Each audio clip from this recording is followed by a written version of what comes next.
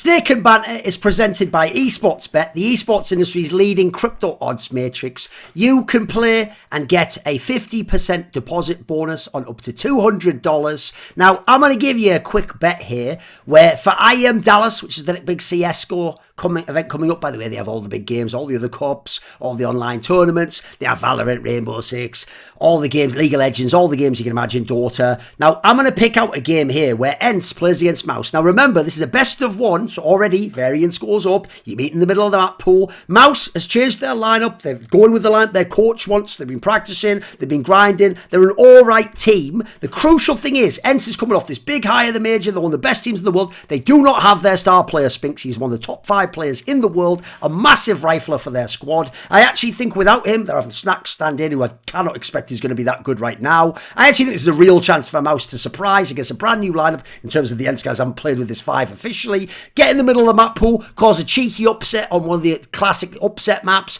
get the 16-14, 16-13 and nick that first BO1, and then Ents get stronger as the tournament goes on. So since Mouse is only a slight underdog, 1.932, I'm going to say I'm actually going to take this one. I'm going to put 1,000 on the Mouse spots, guys, to get this cheeky little upset over Ents, who admittedly, they are one of the best teams in the world. They were top 4 for a reason, but this isn't the Ents that you saw at the major. So if you currently bet, or you'd like to bet, why not consider eSportsBet? Right, this is going to be another episode of Snake and Banter, which, you know what our mission is, Mauisnake? For the next episode, that can't just be the show with me and Maui. That has to be like a tagline. We have to come up with the line that describes... So, you know, Richard Lewis is always like the quintessential Counter-Strike podcast or whatever, it's by the numbers. You need to figure out what the line is that goes there. The most topical show in Counter-Strike, Snake and Banter. That's not bad. That's not bad. It's up there. Maybe we have to fix some. Maybe we'll say the good, the bad, and the ugly of CS:GO. There we go. Because then the joke also is they might just fine. They also might stupidly think we're implying that this is actually like that describes the 3 people in the boxes, and then they can figure out the rest of it all. That's good actually. We're going to stick with that. There we go. Because you brought that theme. So obviously on this episode we have Bleh, because the theme of this episode is people who technically were invited to work the major. Checks out. Just saying, 3 for 3. Fair enough. And all I'm saying is this, boys. You know what? I know this is going to seem really weird because people are going to think from my persona that I'm just some egomaniac, some pure narcissist. You know, I think I'm the best. I never admit I'm wrong. I was double down on stuff, blah, blah, blah, all the rest of it. Right? Here's the reason why that essentially is justified. It's because I didn't even go to this major. I even sort of said, look, it's the new generation's time. It's not for me. I have my own issues with the event. I even said after the last one, maybe my last major ever, I'm just sat at home. I'm doing the odd, watch party, the odd match. I'm doing my tweets. Yeah, I'm enjoying just as a fan, by the way, I'm just enjoying brilliant phase matches and all the storylines. And then I can't even just sit and watch the broadcast without somehow...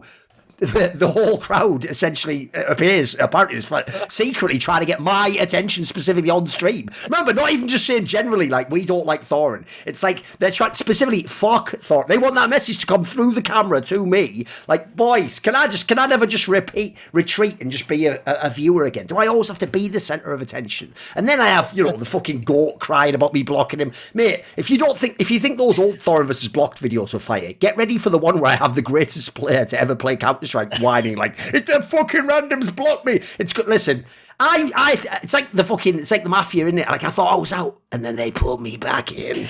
I mean, so you've done it this way, right? You've done it, boys. You've got me back in. Yeah, I have in a way. I have in a low. You have won the game, Duncan. Although low key. I'd like to have won the game and got that 20k for the major. If I'm being honest, if I'm weighing it up. I posted it like this to everybody in the green rooms when that happened. I was like, they probably shouldn't just have hate messages in the crowd for like these kind of signs. I feel like that's just like, imagine if it said "fuck Fallen." Like, people would just fight. People would be fighting in the crowd if it said that. But then I also said, well, if it's Thorin, he probably likes it. So that's I don't mind it, put it out there. yeah, you don't mind it. I mean, I publicized it myself. I put them all on Twitter. Yeah, don't worry about it. It's not saying like kill Thorin. It's just like fuck Thorin. So like, at least it's sexual in nature. I mean, from a caster's perspective, since I was casting this major, I feel like Duncan got more screen time than we did. That's very possible. That's not impossible, is it? I know. Right, let's jump into this. So obviously, Bleh, when we do this, the good, the bad, and the ugly for, we always have the guest give his point first. So what was your good point? What was the good point we were bringing to the table here? spent a little bit of time thinking about it. They wanted to go with, you have the obvious, you have, the phase win and everything. I wanted to go with Spirit, right? I think they're a team who surprised everyone. Every one of us were very impressed with them. I can see Maui already smiling. I feel like that's the obvious one. A little bit of a laugh there. Yeah, Spirit for me was a really good surprise overall, right? Because you look at this team, the way they kind of, did this entire rebuild phase at the end of last year after the previous major, and the fact that they're able to reach the semifinals, and mind you, that was a very close series as well. They had in the top 4 finish they got at the end. And considering some of the youngsters over there, and at every step, it felt like I said it myself. I put it out there. I'm like, listen, they're going to fall now. RMR, fine, they made it. They're going to choke in the play-in stage. They didn't. Then they hit the legend stage, again, delivering against some pretty decent opposition as well. They hit the stage. I'm like, now they should be choking. Now there's some of these kids like Patsy and Siren should be shitting their bed. No, sure. They still delivered. They still were able to go toe-to-toe. They seem to have the fire. And for me, it's kind of like we lost that VP core, right? It's no longer going to be that outsiders lineup. We're never going to ever see that lineup again. It's kind of unfortunate that it kind of fell apart that way. But on the other hand, we find the Spirit lineup. So for me, that was like the bright side of this major. I think the Spirit lineup that is doomed to fail. I think that they are the Copenhagen Flames of the previous major without the fact that you're going to see a bounce back from them in the upcoming major. I don't see any chance that what they can do is replicable. I think that there is actually decent structure to the style that they played, in that they had actually pretty good flash assists. In the Challenger stage, they had the best flash assists of any team. Okay, but when then you go in the legend stage, they had some of the worst flash assists. They had pretty average trading. And I think that when you look at this team, what made them exciting is that they won every 50-50 duel, because literally all 5 players had over 100 hours in the past 2 weeks. And I look at lineups in the past that did something like that overachieved because they had numbers like that. And I think of 2017 Gambit Krakow, where they won the major, and you look at how they won some of the rounds that they won, and it doesn't even make sense.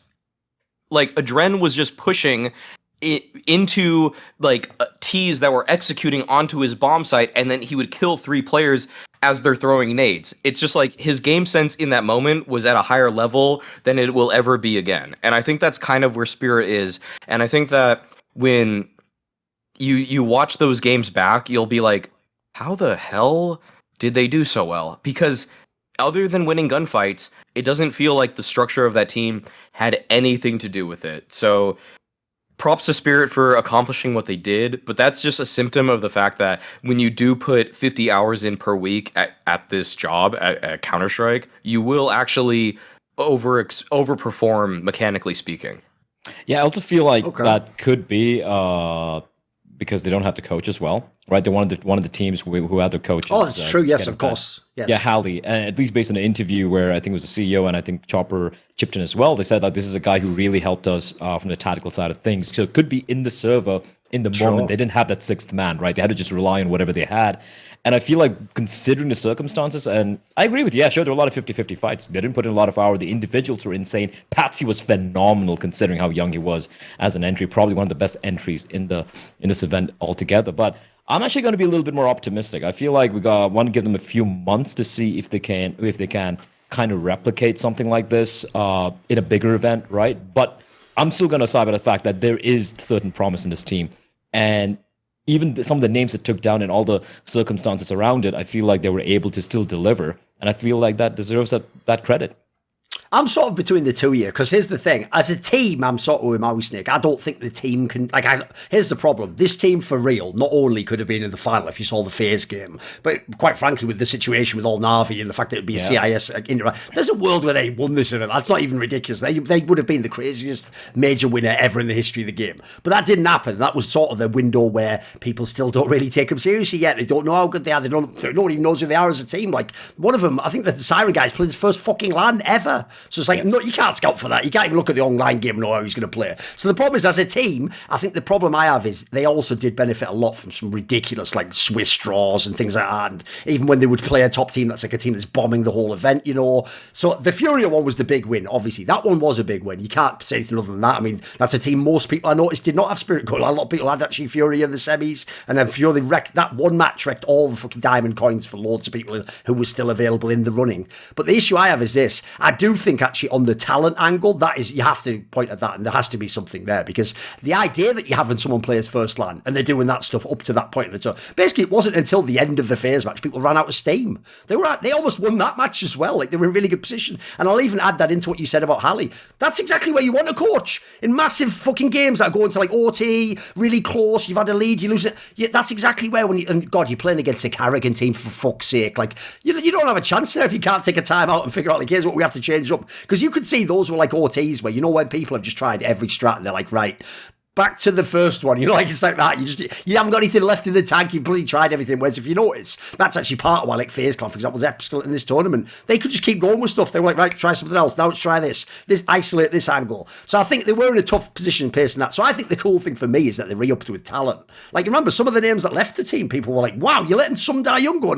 Like, these are people who've been good in the past. You know what I mean? Like, these are people you thought, you're not going to replace that guy with a nobody. Turns out you are. So the key thing for me is more like the scouting they've got. And I think some of their players will make it. Like, let's be real. If they keep Dexter, that was the real story of the fucking major for them. That guy is just super legit now. We knew he was really good, like, online 2 years ago. We knew he was pretty good at the last major, but he sort of fell as the second stage came, like they all did. This was the one where people like him and Magic's actually just popped off, even in the later stages of the tournament. So I think it's a mixture of the talent, and then the other one's getting established. So I think they can be like an upset team. The problem is I don't buy they can be like a legit team, and like, I don't think they're going to challenge. You know, I guess I can agree with you on that. Time will tell. But just to add on to what Maui said. What's a sick run, though? I agree.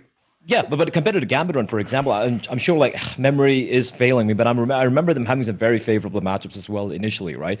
I'm looking at the teams these guys beat. Sure, Astralis, fair enough, but they were on a pretty hot streak coming to this major. They took down Furia earlier as well in the groups. They beat Heroic. Now, it's a best of one. Heroic in a studio environment, they are a beast. So, really I'll challenge you right now, Bleh, on who on them beating Heroic on Nuke, because I watched that game very closely and I saw that Patsy individually just destroyed destroyed them. But when they played Sinners in the RMR, he got shit on.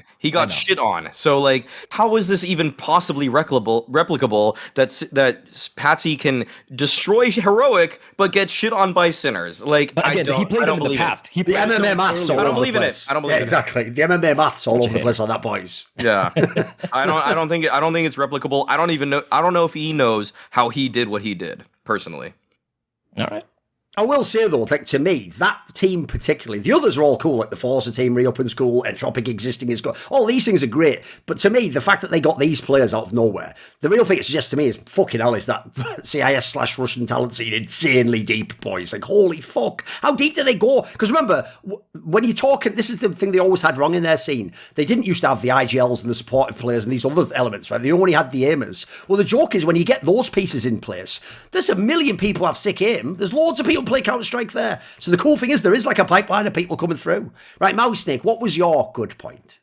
My good By the way, I'll just say, fans, this is entirely in keeping with traditional Mauisnake good points. Are you ready? He hasn't even thought that through, but he has done it to himself again. So get ready, everyone. Think about what Maui's good point could be. Come on, hit me with it. Come on. No. I think what was really good about the recent major is the atmosphere of the major and the fandom and how everybody at the event was so hyped up for it. And they were all asking for pictures and signatures, right, Maui, and you felt really good. Like, I got a lot of selfies. I'll describe it as such. And I know Bleh can chime in with this. Come on. It was seriously electric being in Antwerp during that major, especially during the playoffs, because we would leave our hotel and people would just approach us like celebrities in those kinds of moments. And they brought that sort of energy where they just crowded outside of our hotel, the players' hotel, the talent hotel. And then at the arena, you had the Golden Hornets, Roaring Bears, like all these groups that their teams and the G2 fans who didn't even have teams that were in the major. That's and true, they still supported Counter-Strike to such a high degree. And the fact is that they brought the energy there. And even the Brazilian fans that were there for Furia in the semifinals and the finals rooted for Na'Vi primarily. Right, yes.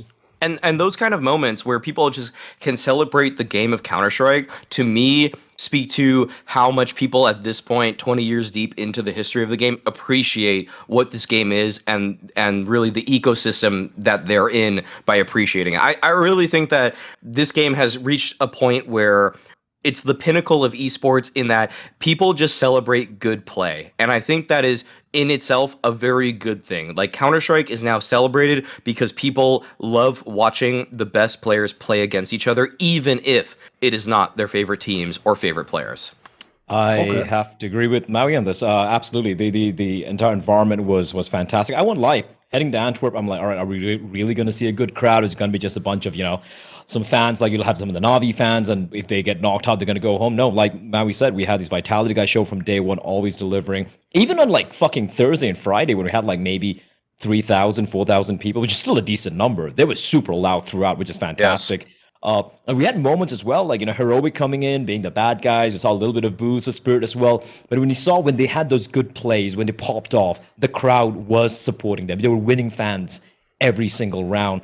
And that was a great thing to witness. It was one of the best nonpartisan esports crowds I have ever had the opportunity to see. And I haven't been to many arena events, but I've seen quite a lot of them. And I felt like this was fantastic. Probably one of the best ever. And in the final day, mind you, I think even though they said it was 12,000 tickets, I do believe it came down to 20,000 people literally filling up the arena, sticking around, being respectful of all the players, the fans. It felt like an entire city celebrating Counter-Strike. And like Maui said, the final 5-6 days leading to the playoffs was just some really cool stuff. Like even for example, the HLTV Confirmed show on LAN, I won't lie, I'm like, no one's going to fucking show up. People showed up. People, genuinely invested people showed up to talk about the game, to discuss, celebrate Counter-Strike, even though it's an off day, even though there were only a couple of players there. So yeah, have to 100% agree with Mao on this. I think that was one of the best parts of this major. If people don't know, one thing that's quite interesting is, obviously the whole thing is there's loads of Brazilian fans went to this event, as you saw, right? But if people don't know, right, it's not as simple as, like, for example, if obviously people are welcome to have their own opinions, but I think it's a bit feckless the way everyone in the scene like panders to them, and someone even type in fucking Portuguese who do not speak Portuguese. They've definitely had the Google Translate, or someone told them how to say that phrase, so it comes off as a bit insincere. But if people don't know, there's actually a meta reason behind why that I'm going to explain to you now.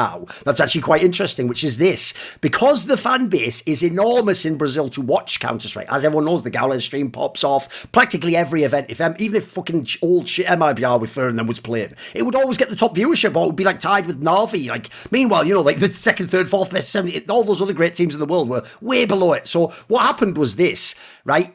Because in the past, fan bases were purely organic. Like, for example, at Cologne, because it's close to Poland, there would be a load of Polish people. They'd go and they'd make the Polish corner. They chose to do that. That wasn't like ESL did it or Virtus Pro didn't organise. That was just fans themselves did it because they all travelled en masse. And I guess the Polish guys want to drink with each other and they all want to do the football chants, right? They come from a football culture. Similarly, you'd have, as you say, if you went to CIS region, you'd have the Na'Vi fans. You had a few fan bases. But I'll tell this, if people don't know, like, there'd be people with NIP jerseys at an event, but there wouldn't be like an NIP corner of like a crazy ultra, like that didn't exist. Even if you had like famous other teams, like say you had like the French guys from Envious, like major champions, again, you'd have like the odd fan, but that wasn't an organised thing. Well, here's what people don't know. There's actually an angle I'll give props to some of the Western orgs, as in like the Europeans and North Americans. It turns out because there's an enormous Brazilian fan base, they were smart enough to understand this principle. One, just because you're Brazilian doesn't mean your favourite team is actually Furia or indeed even Imperial. So that one, there's loads of untapped potential fans there that you could get. And two, remember, they all know you because they watch Counter-Strike. And then two, this is the coolest angle. If their team goes out, like you're talking about, They need a backup team. Anyone who follows sports knows you do that. If your team's out the playoffs, you have another one you watch, right? Everyone does it. So here's what I've heard. I've heard certain teams, I can't remember the names, I think it was like teams like Astralis and stuff. I've heard some of those, and Navi, I've heard these teams have actually sort of got community people in the Brazilian scene that have built up like literally a Brazilian fan base for their teams. And that's also part of why they make sure on the socials they hit that angle in like the build up to the event. Yeah, this is a really interesting thing. I found out recently because basically some Brazilian guys sort of said to me, that's also why they're sort of pandering like a motherfucker. They've essentially like cultivated what they've realised is if that's 300,000 people you add into the broadcast, if I could even get like 10k of those, mate, fucking hell, I'm winning. You know, that's pushing my numbers, that's moving the needle. Also, I bet it's great for sponsors to be like, you know, we have sort of a cult following in Brazil, in South America. Like, aren't you a Danish team? So that would be a fire angle. So listen, as you can imagine, this is the good section. And normally I wouldn't have anything fucking good to say about the fans, would I? So I did a pretty good job there. I sort of finessed it a little bit, gave you a little background info, and I didn't even have to say at the end of it, obviously, I'm Thorin, fuck all fans. Y'all are nothing to me. I don't need you. And here's the difference, Mauisnake. It's all about perspective. You know how like that's what defines how you see things. You see a crowd of people outside a hotel going, Maui, you go, brilliant, I'll go do signatures. I hear Thorin. I'm like, is there a back door? Is there an exit? Is there an underground passage that avoids these bits? And for good reason. There's, you know, it's different responses. They call them for a different thing with me, Maui. I think it got pretty obvious for a handful of us that I'll say this, on like the quarterfinals days, a handful of us would go into the audience to watch the games because it was really fun to just jump in the bleachers and just be like, yeah, I'm one with the crowd. But by the time I tried once on the semifinals, I would never do that ever, by the way. But yeah, go ahead. I went once on the semifinals days, and it was like, oh wow, this just took way too long. Not that I don't appreciate the people that are fans, but it was like I can't even do my job. No, it'll never end. They'll never end. Extreme of people. Exactly. So yes. Yeah. I mean, yeah, I get where you're coming from in that it sometimes becomes a lot. It's weird. It's weird when I'm like a quarter mile from the hotel and someone approaches me and I'm like, oh, yeah, I guess I'll take a photo with you outside the store that I wanted to shop at. But yeah, that's fine with me. All I'll say is, I don't have that many good fan interactions. Even though they ask for the autographs or whatever, the problem is that all the time you just think, is someone going to say something stupid, or they're going to try and take a stupid picture. The one thing I did think was funny was after the start of the Berlin Major, I put it on my Instagram because I thought it was just hilarious. A fan came up to me, and even though, by the way, at this point in time, Zeus, I think this was when Zeus, it was like his last event, or I think it was his second to last event for Navi, if you remember. They had Bubic in the team, but they hadn't transitioned him to IGL. And the guy came up and he had a sign that just said something like, Zeus sucks, 0-7 Navi or something. He was like, will you hold this up for a picture? Normally I'd say, of course not, that's your fault. But I thought, fuck it, I did it anyway. And the best thing is, there was everyone was just crying in the comments saying, how dare you, this is unprofessional for an analyst to do this. Like, whatever, and I don't give a fuck on that one. Right, here is my good point. I'm going to keep it Counter-Strike again. Not about people who just like me and shower me with adoration. I'll keep that keep that off the channel. Right, here's the good point, and it's actually a quite distinct one, which is this. The thing that was the coolest part about this major isn't any of these things to me. It's not actually, believe it or not, karrigan won the major. It's not FaZe Clan won the major. It's not how amazing FaZe Clan is. It's not that. It's actually specifically this detail. karrigan is not at all the same person he was when he lost that Boston major. And I'll tell you what, there are so few people in life or their careers actually level up, actually get their fatal flaw and either address it or become so good in other areas it doesn't matter anymore. Like, remember, karrigan absolutely could already have that major on his belt. He'd be the same person, by the way. He'd be the same IGL that would have some dodgy problems, or sometimes teammates might not believe him, but he'd have that Boston major. He was obviously one round away, and then at one point he was like 13-8 up in the game. So like, there's many worlds in which, you know, someone trips over on a nade or accidentally shoots a wall and gets a headshot, and then he wins that major. But here's the coolest thing. The fact that he didn't win that major, and that we do, unfortunately, in sports and esports, treat it like a movie. Like, well, in that case, you weren't good enough, and you fundamentally did fail, and you know, you're a choker. And we built this whole narrative. Like I said, the narratives, when they become really strong, by the way, then the results lag. Like, the results can be like months and months and months of good results, and people ignore them. Because like I said, coming into this major, I was watching all these FaZe games, and I'm like, this is the clutchest team in the whole world right now. And then every narrative was like, but will they choke, though? You know, they can give away those OT games. And I was going like, guys, this is like old FaZe narratives. Like, where are we getting this from? Like, the team I'm watching, They're the ones I bet my house on when it gets 14-14 off. They get into an OT. They sneak their win the OT. You just know it's going to happen. Like, they're going to win it. And it all starts with karrigan. This is the coolest part, because obviously as an IGL, you can in theory get carried sometimes when you have a bad moment. It was him specifically who turned it around. Like, yes, as an individual player, Rain did all that work that you never could imagine he was going to do and dominated the event, right? But you look at the rest of the team, they all played like as you'd expect. And the difference maker was one, the way karrigan played in that final, like, mate, he could have, he could have just lost some of those rounds and games instantly with some of those pushes, ballsy play. He just fucking went for it, mate. This was the opposite of a choker. Remember, a choker nearly always tightens up, and it's the inaction that costs you. It's like waiting for the moment to be given to you. It's like hoping they just put, like on the Cloud9 boss of it, you're just hoping someone randomly pushes a corner and then you kill him in mid. Like, you don't go for the play. Essentially, you go like, let them throw the game. I don't want to blow it. He was the opposite. He was just like, you know what, fuck it.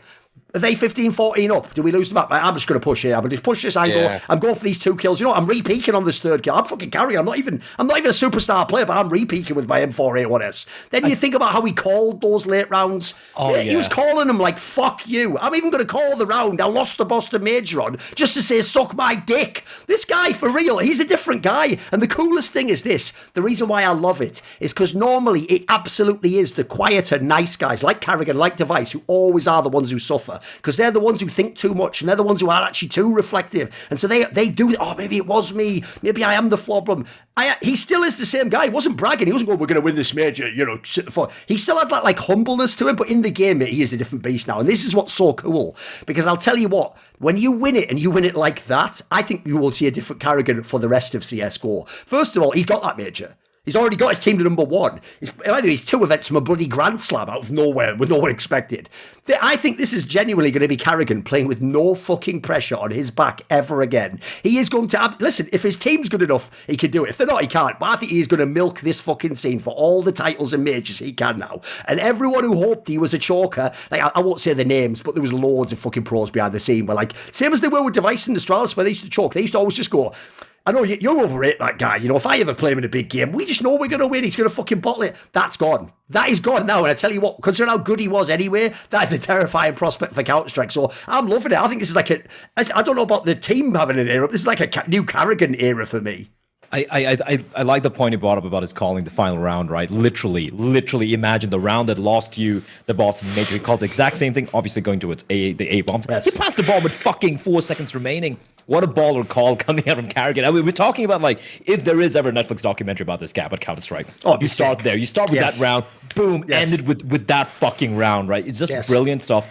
And I have to agree with you. I feel like this is him not just exercising the demons of the Boston Major, but his legacy altogether. And right now, I mean, they fucking won Canada with the entire stand-in situation happening. Of course, there was a war and everything going on. There's that caveat. They win fucking Pro League after almost getting knocked out with a fucking shitty start. And I'm like, can he really pull off a fucking hat trick? Like, is this really going to happen? I won't lie, I had my doubts. Now we were starting to look a little, like they were in major form and everything. And then we see that Inferno game. Almost choked to bringing it back. You can't script this shit. Yes. Yeah. I think he embodies the line, are you a different animal but the same beast? That's... Okay. What does that mean, Kobe Bryant? Exactly. Can't you? What the fuck does that mean, by the way? No, either way.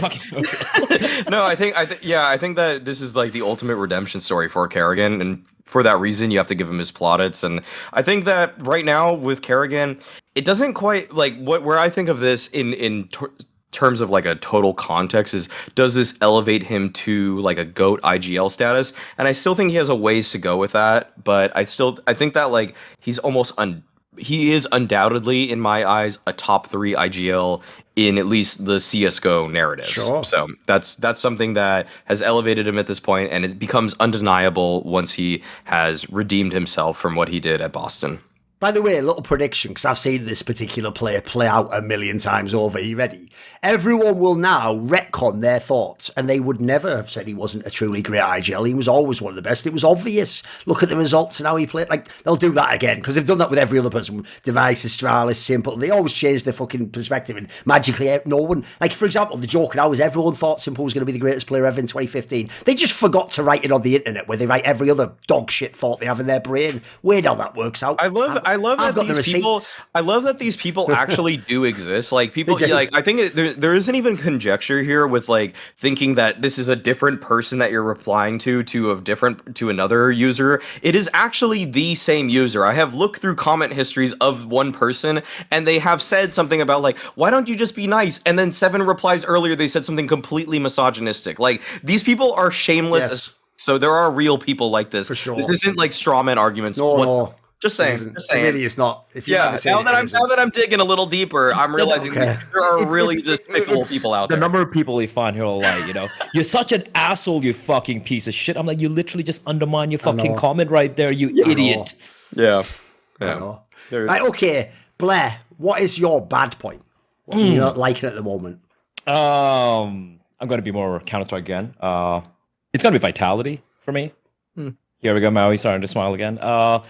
I feel like, look, here's the thing, right? Whenever we talk about a lot of these teams, we're like, let's give them time, right? But there are other teams where we're like, no, we're not going to give these guys time. It's been 3 fucking months already. Like, what the fuck are they doing? Kick this guy out, get this guy in. The coach isn't working out. Look at the fucking EG lineup, for example. Sure, I won't lie, when the lineup came together, I don't hate the players. I just looked at EG as an org. I'm like, listen, if you're going to get back into NACS and you think this is the lineup that's going to win shit, you guys are doing something wrong over here. And guess what happened? They failed to deliver. And I know, okay, maybe not as they were way worse than Vitality were, but still immediate changes, calling for the heads of Stu and all these guys. Like, what the fuck are you guys doing? For Vitality, it feels like everyone's like, just because they have ZywOo and just because of the names and the legacies of all the players and the coach, look, you can't take it away from them. These are some of the greatest players we've ever had in CSGO. They've won almost everything, a few of them.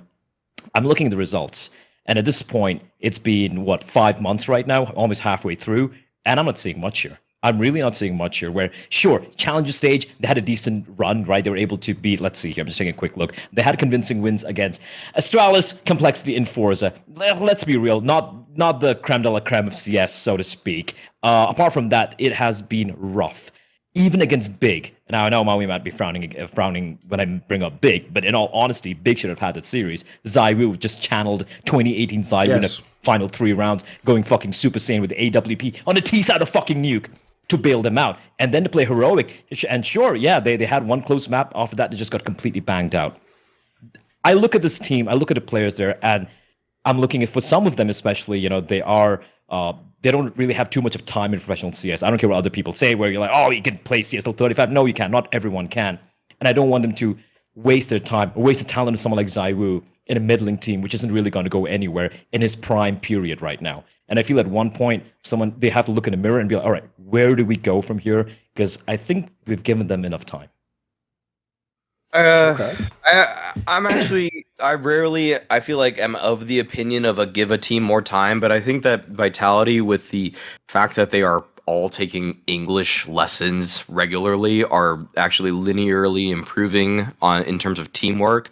Other than, I'd say you'd give them a little boost from when they first started at the Blast Spring groups, where they were able to get through that and then secure a spring final spot. And then after that, it looked pretty grim for them, because I think that it's pretty obvious that the way that they want to correspond and collaborate across the map isn't really centered in terms of the overall game theory. And when I talked to Dupree, he did talk about the fact that, yeah, the thing is that the way that we used to play on Astralis was we'd feel the map out. Maybe we'd have a little bit of some util to get us into space, but then we would just kind of settle. We'd kind of hang out. We would feel things out. We'd make a mid-round call, and we would just slow play the round. But with Apex, the way he wants to call is more of this layered default, where it's you take space here, then you take space here, then you take space here, and sometimes Dupree and Magisk have recognized that, maybe we shouldn't be taking space there. And I think that there's kind of opposing camps in terms of game theory between Vitality right now, which is hindering them. And I also think that, honestly, maybe the way that Astralis played back in 2018 was simply better. And I think that maybe also the skill set that Apex needs to have an effective team is more about having just soldiers that are going to do whatever he asks of them. Even though Kyojin is objectively worse than Dupree or Magisk, sometimes the way he would just entry frag into a space when Vitality want to take that space was more effective for their game plan than a Dupree or Magisk who wants to feel that space out when they're looking for a new map control procedure. And I think that it's weird, but it's almost kind of like you would want to see if Vitality can do what they're doing now with just like the same roster that they had at IEM Winter when they won that whole tournament. And like, because that lineup was actually showing like, whoa, you guys are maybe the second best team in the world. And that was a very scary prospect for a lot of people because many, including myself, thought that this new roster would be a direct upgrade for them, but it just hasn't been. And I think that the conflicting theories in how to play the game has really hindered them. Plus the fact that I don't think English is everybody's forte. I just want to add on to that as well. I spoke to a few pros at the major as well. I'm not going to name names, obviously, but one common thread amongst whatever everyone said was the language issue, right? Like you said, especially when it comes to playing Tier 1, the absolute best of the best. These are guys, you might look at FaZe and all these guys, but these mouse sports and whatnot, but they've grown up playing CS and, speaking English, at least Counter-Strike English. These are guys who, for the majority of their storied careers, have only spoken either French or Danish and now switching it up completely altogether. Look, if they're playing some Tier 2 teams, sure, it might still pan out, but they're going to be going up against someone like FaZe or fucking Furia. I still don't think, that them having to translate what they want to say into English, a couple of milliseconds being taken there, it's just going to break their game, especially when you're going up against top tier opposition. I know it's a cliche, but I feel like, when is it going to really click? When are they going to be like, all right, guys, English, it's working out. Our comms are perfect. Now let's work on other things. I just feel it's going to remain a hindrance for quite a long time, honestly.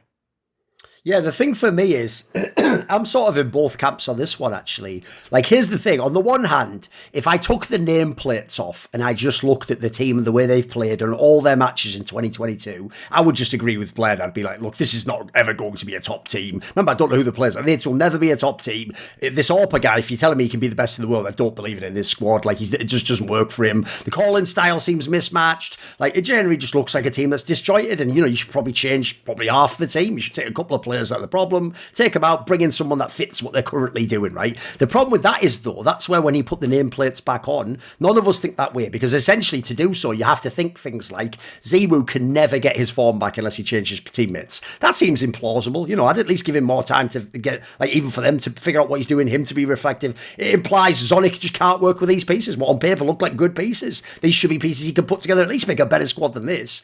So I do sort of feel like just the level and the potential of some of the pieces means you have to give it a little bit longer, at least. Obviously, the one caveat is if they somehow can get you Kindar, I don't care what role it's for. You just do that and you make it work, You say, fuck it, we've got enough problems. Let's start from square one. But with this guy in our team, that's going to fix a lot of problems, by the way. I even think Loki, he would love to play the Apex style if you want to add up players and put them into a mix, But the thing I think about their squad is the issue is, if I just again watch with the nameplates off, mate, the firepower is just not there in this team. Like, the key thing is you see the level. That's it. It's the level of the opponent that determines vitality. If they play a team, let's say like 7th in the world and down, they might just beat them, but it'll be close. They'll be in the game, though. They'll have some things. Obviously, at that level, Ziwu will be the best player. Like, all the boxes are getting checked. But, mate, when they go up against teams that are contenders, aside from the one win they had earlier against G2, which themselves was like their first LAN with their new lineup,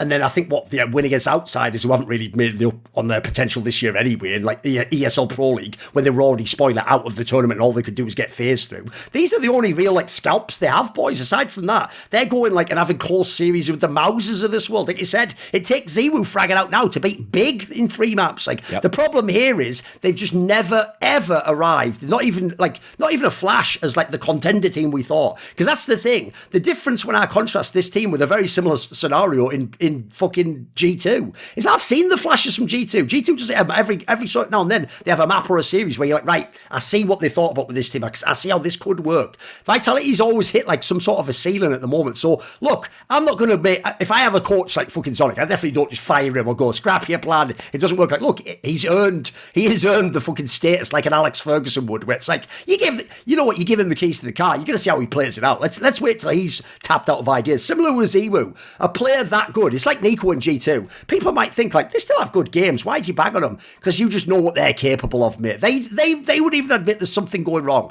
I trust these people to eventually get their shit together. My bigger issue is this. I just don't even know if it's only minor changes like that, I don't know if they ever become what they wanted to be though. Because remember, this team, like you're saying, they had the second or third best team last year. The point of this team wasn't get good again; it was win everything. We basically gambled this to. Let's be real, Magus and Dupree gambled this to win majors. It's what I respect about them. They didn't take the bag and go and just play in some team where you can have excuses forever. They came here to put their fucking legacies on the line because they want 5. They want to go the 4 in case of Magus. They want to go for the fucking records. They want to show themselves, by the way, like I'm sure Zonic does.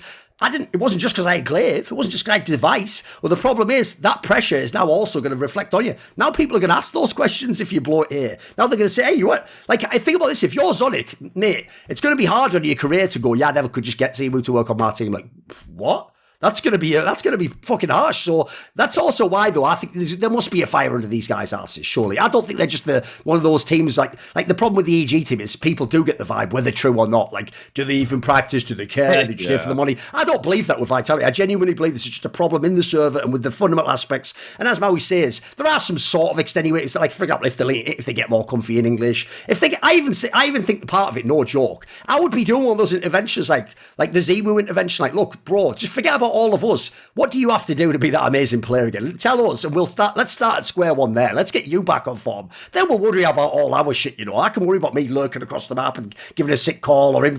We can figure that out. We've got to get this guy on board, though. So I definitely think that, put it this way, it's emergency time for that team. Something's got to change, for sure. All right, so my bad is the fact that Liquid is kind of in a holding state where essentially they obviously want to get rid of Shocks, but they aren't getting rid of him for Dallas. So they're basically playing a useless event in terms of where they see themselves and what they think their future is with this roster.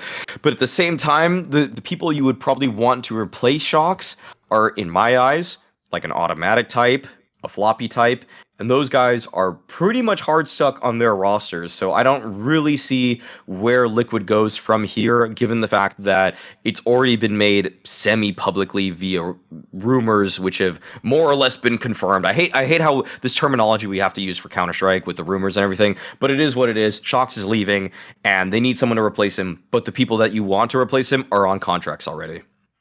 I mean, you do have the fact that it is Shocks you're replacing, so you don't necessarily have to go with an NA player, so to speak. I agree with you. I think Artie would be a decent, reasonable fit there, you know, personality-wise as well.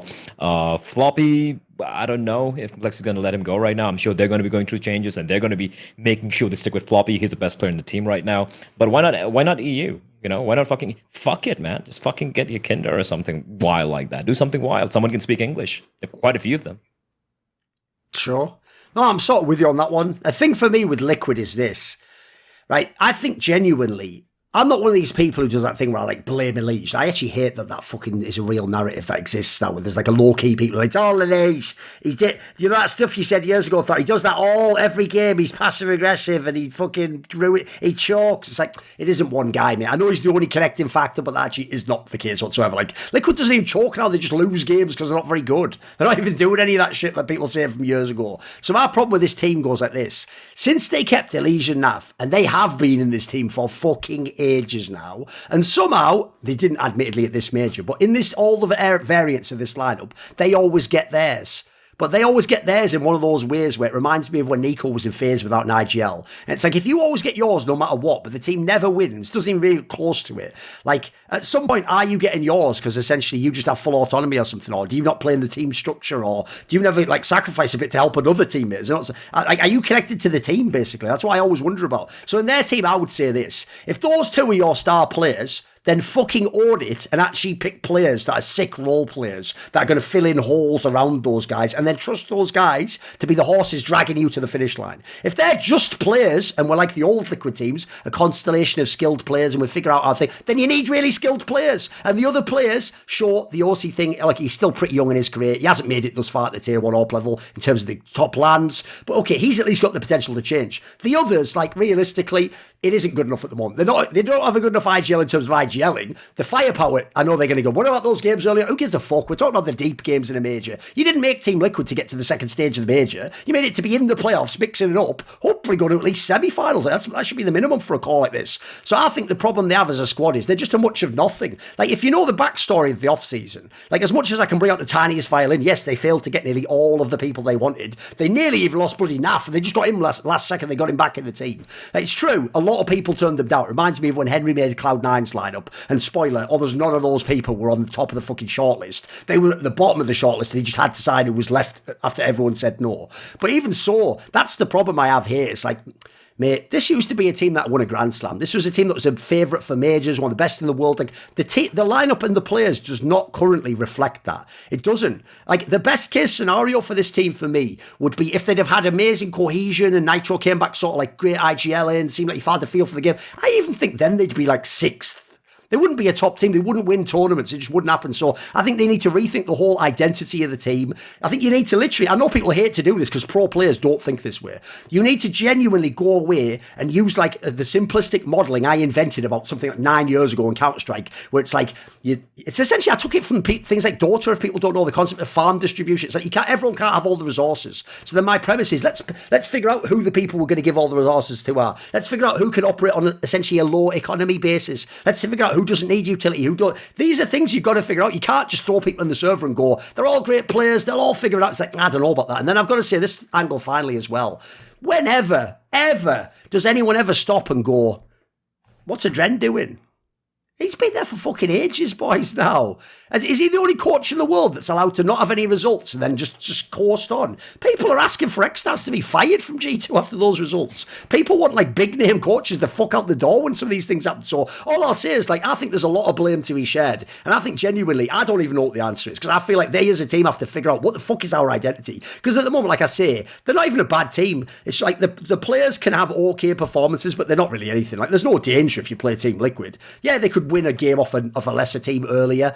No one would be scared if they were at the major and they drew Liquid in the quarterfinals. No one's scared of that. No one is. I mean, if you look at the results this team has had, and again, they've been around almost as long as this new Vitality lineup. The only impressive win I've seen from them has to be when they took down Heroic in Pro League, which is legit. That was a great right for there. Sure. And then they took down Astralis at the major, but then again, it's Astralis. We're not, Heroic are way better than Astralis. Let's be fucking real about this.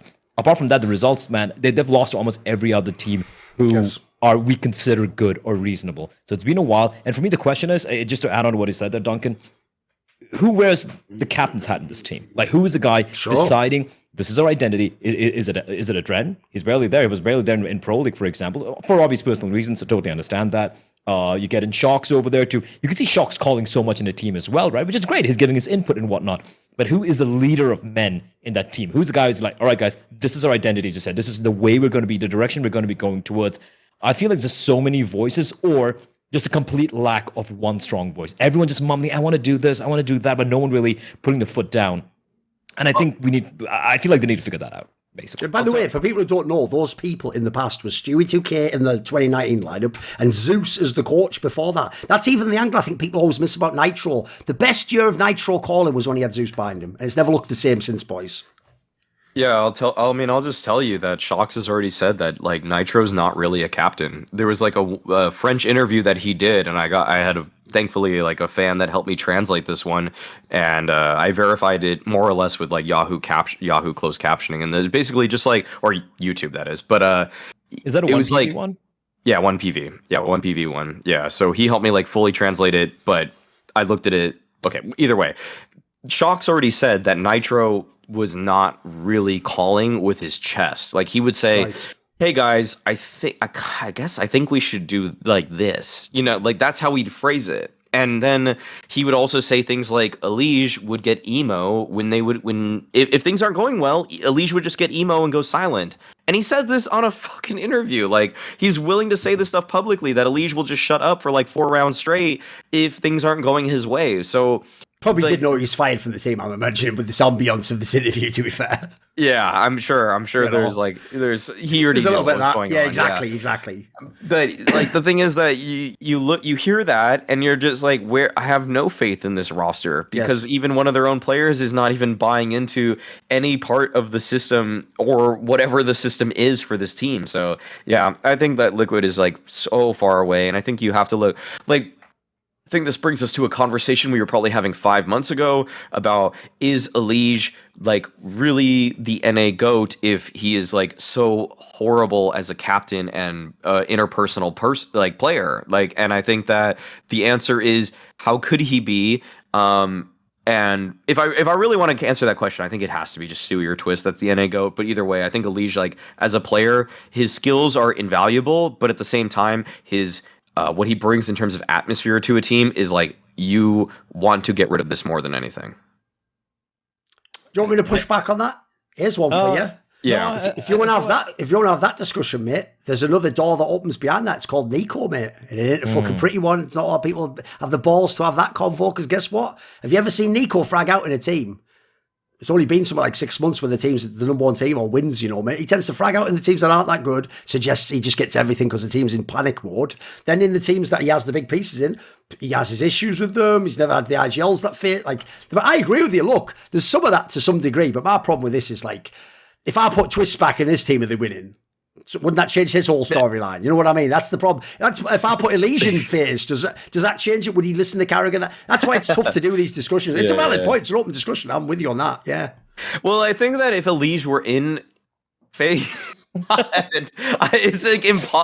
if he was in Robs' spot in phase, I think he'd be a pretty good player, mate. If he took rain spots, I think Elige is better. I think Elige is better than Rain. I think that team would be better. Yeah. And I think the thing is that you would listen to Karrigan more, and I think the team could probably win like 7 more events if it's Elige instead of Rain. The thing is, if you're in a stage game and shit's not going your way, and one of your player can't fucking play because of COVID, and you have someone subbing in, is he going to shut the fuck up for 4 rounds straight with Karrigan calling?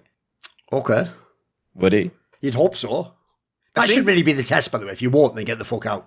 I think Elige has surrounded himself with yes men, and I think that's the biggest problem with Liquid. I think in a way, Naf, Adren, and Nitro are all yes men to Elige at this point. That's the biggest. Here's the problem, Maui, because this is actually where I do connect Elige to Nico. They have a major flaw that goes like this: if they don't know you or they don't like you, they have the highest possible standards you have to meet before it's acceptable, right? But for some reason, if they like you or you have already been a teammate, the floor for the standards just drops through. It just makes them look silly. Because I've always said this to Nico. It's like, mate, if you can't be IGL'd by Karrigan, like, you are aware there's only one name left in the fucking list, and he ain't coming to your team. Like, your standards are too high. But then here's the problem: I want to take you at face value and go, I believe you can't handle it. You just don't like his style, right? But then on the other hand, you're like, get me Exist or Pronax. It's like, well, bro. What are we doing here? What is this? Like, what fucking clown world is this? What metrics are we going off? You know, like, did he just fucking say something cool in a bar or something? What have you been watching CS the last 4? You know, you just, it's like, that's what I wonder with the guys, because here's where I'll sort of tie it in. I sort of agree with you. I do agree with this. It's a problem I've always had with Nico. It's like, you know, when people say, all I want is to win, what they usually mean by that is like, I want to win, but like kind of like the way I envision it with the people I would enjoy playing with, and I want to win because playing this style, and I wouldn't want to win if I had to do these dirty tasks in the game, or if I had to move to Europe. Like, the real problem with these guys is like I say, there's very few people. This is where I'll give the edge to Twists. There's very few people would do what Twists did and go, fuck it, I'm going to literally move to another continent. By the way, during the most nightmare period of all time to be moving between countries, I'm going to move to another continent. I'm going to totally commit. And by the way, if this fails, this is what people don't think about. People would just be like, NA players are overrated, you shit, get out. And it would actually cripple your career, because they're not going to look at the other players, Robs and fucking Karrigan, and go, they were the Philly. They're going to look at you. You're going to get the blame, and you're going to be fucking back off. So there's a difference. Elige wouldn't do that. Elige will stay in his little Team Liquid nest, his fucking comfort zone, and he'll keep doing whatever he's doing with the players that come in and out. And you'll notice he does do an eco as well, which is, even though, as far as I know, at least spiritually, even if they don't say it, the whole team is constructed around like, what would Elige think, or would he like that, or would he be willing to play this guy? But then they also do that thing I hate, which is, when it comes to actually being like, well, whose fault was it for this team being made? They're like, whoa, I never said anything. What do you mean? I'm just another guy. That I agree. If you want to be a winner, and let's be real, you've got to get a good resume to be the GOAT. Dude. That ain't a great angle. That's not a good look, I'll tell you that. That's never going to play well. Because the problem is, there's no history books where they go, and now the GOAT discussion, we'll bring on the player to make all the excuses for why he didn't win. No, you know what happened? We just look at what you did. Sorry, it's harsh, but we just look at what you did in the server. I think the biggest indictment on Elige's legacy is something that is completely public, which is his interview with Richard Lewis. Like, the lack of accountability he showed in that interview is something that I think we as talent talked about for a long time, but I'm just going to go public now that it was like, holy crap, you actually think that nothing in the past 8 months was your fault at all. Like, that's what we were all thinking. That's what we were all thinking when we watched it. Any fans out there that want to watch it, or a liege that wants to watch it, if he wants to go back at what his own words were, how is it not your fault that any of these things transpired, and now you're suddenly saying, oh, I wish we never did that. I wish we never did that either. And it's like, bro, Liquid is going to die by what your word is. They will listen to every for sure. thing that you say. You can't go back and say that this is not my fault. Like, they would. If you wanted to push back, you could have. So that's my biggest complaint with Elige. And I think that for the most part, he's taken a little bit more accountability in the last handful of months. At least that's what the public perception has been of him and what he's put out there. So I think that it is going into a better direction, and I think they're going into a better direction. But right now, I think the main complaint, and the reason I brought this whole point up, is that I think that Shock should be removed. But the problem is, I don't know who it should be other than a player that's already on EG or Bloppy. I find it funny, like you mentioned EG as well, because it's interesting for me, the parallel you can draw between you're talking about how Liquid lives and dies by Elige's word, and you look at EG, what did it do when the results fail? Kick out the coaching staff. Malik immediately, everyone just fired by a fucking tweet, by the way, which is fucking hilarious. And it's kind of clear who they're going with in that particular camp. Stu's still there. They're listening to Stu. On the other side, you have Elige. There's interesting parallels happening over here in NACS. I'll even say a little bit of juice for you. I heard from some interesting sources that it wasn't even necessarily the players who wanted Malik fired, and it was like an org decision or something. So either that means one of two things. Either it's true and the org just decided, right, Malik's the problem, fire him. Or the other one, and this is even worse if you have any care about EG's future, is they just lie, and they did all say privately, fire this fucking guy. But then collectively like, oh, what the hell, they're firing you, bro. Oh, you should have told me, fuck, I would have fought for you. Too late now, well, tell you what, my bad. It's on me. I loved you anyway. See you out the door. Because a lot of players are fake as fuck like that. Don't worry about that. They'll say one thing in a fucking Steam message one-on-one, and then the thing they say in the group chat, oh, fuck, I can't believe you have to go, Simple. We really enjoyed playing with you. You know, get the fuck out, you liars. They're all two-faced. It's okay. Speaking of this, because this is another topic that's ripe, my bad point here, I'll tell you what, you're going to notice the change here. Because here's the thing you have to realise about me. I wasn't just joking when I said years ago at Cluj-Napoca that I have mastered when to hop off a hype train. So at the time, I used to be on the Fnatic hype train because they were the team that would always come back. They would always win the tournament they shouldn't when they were falling off, and everyone said the year was over. But if you remember, at Cluj-Napoca was when I hopped off and I went to the Envy hype train because I knew this Envy one, listen, that can still go somewhere. The Fnatic one's going off the edge of a fucking cliff. So if you notice, I've actually had pretty good timing. I was out on Heroic early this year when I noticed it's not happening. I tell you what, I wasn't surprised about winning the major. I just saw this team that it can't break through its ceiling at the moment, boys. Similarly, Gambit, I'm starting to get out on it. Like, I'm starting to feel like, look, I haven't seen, if I erase all the online results, they're not a team that should win a tournament yet. They're really good, but they haven't broken through. Here's the team I am now completely out on, and spoiler, it just probably won't exist anymore anyway. It's Outsiders. It's the former Virtus Pro lineup. What a fucking waste of that lineup this is. Remember, the first tournament with Flit in the tournament was the last major last year, the last major of 2021, the one in 21. It was PGL Stockholm. They started there with Flit. Obviously, that meant the results were a little bit more scuffed because he wasn't integrated in the lineup. He hadn't even played. I don't think he'd even boot camp. They just basically came in and they arrived at the tournament. Even so, they were like a 1/2 away from being in the semis of the tournament, and you saw the wins they got over people. So you thought, hey, fucking hell, they've got the old VP style. They've added prospectively a little bit more firepower.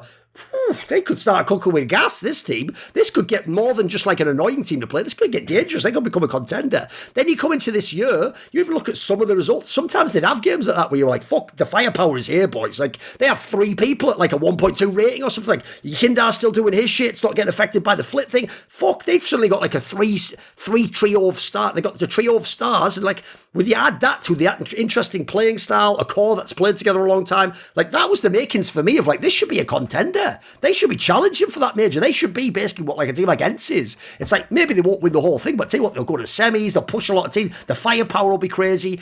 Every one of those factors has just not lived up to it. Like, the firepower isn't crazy every time they play. Some people sometimes just have a terrible game. James doesn't always show up. The style looks, it's all right, but it doesn't even look as good as it was in the past. I know obviously they have a whole ambience of things going on in real life that they can't affect, and that might have slightly affected them. But I just feel like, being as we've had 2 majors from them, and now they may never play again. What a wasted window. Like, if you rewind it, I would have hoped for so much more. I would hope for one-off run to win a tournament, or them to beat an RV, some cool result like that. And none of it seems to have happened. It all seems to have sort of fallen by the wayside. And I think, quite frankly, people probably won't even remember this era of the team, sadly.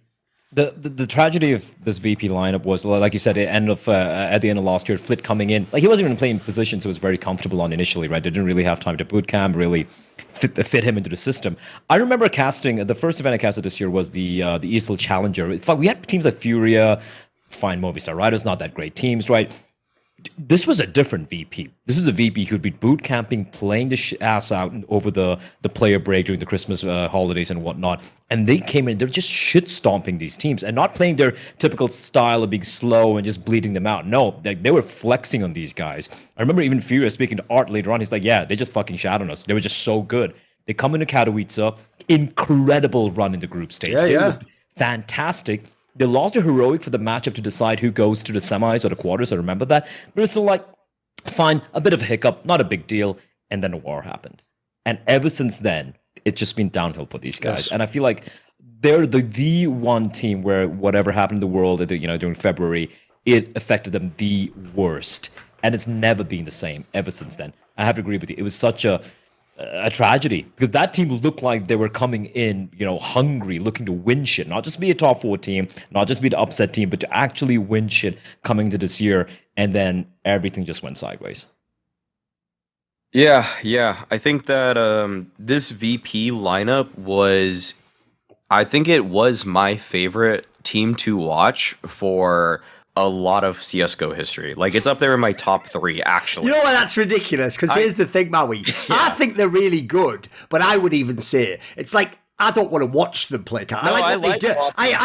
I'm impressed by what they do. I hate watching it. Like, it's like Bleh said. He said something similar, like every analyst basically is mouths watching that team. No, I like this guy. Why do you like him? What is that? Is that some hit? Are you Maui, by the way, does like art house films? Like that. Like, that's true. On what angle do you enjoy them? Exactly. Come on, give us the rep. Why do you like him? He likes those 4-hour French movies where it's like just meandering and there's yes. Okay. I like the final point. Right. Oh, I love the twist ending there when everyone fucking left the theater. There's a last guy sitting there. Right, yeah. Okay. Oh, yeah. Watching VP is like watching a Jean Renoir film where you're like, literally, what the hell is going on here? And then the final shot is like, whoa, you guys actually had really good cinematography for that moment. Yeah, no, the payoff was massive every time you watch a VP game. Oh, the tension's crazy. Yeah, true. They do. It is like tantric sex, essentially. You are just ramping it up, aren't you?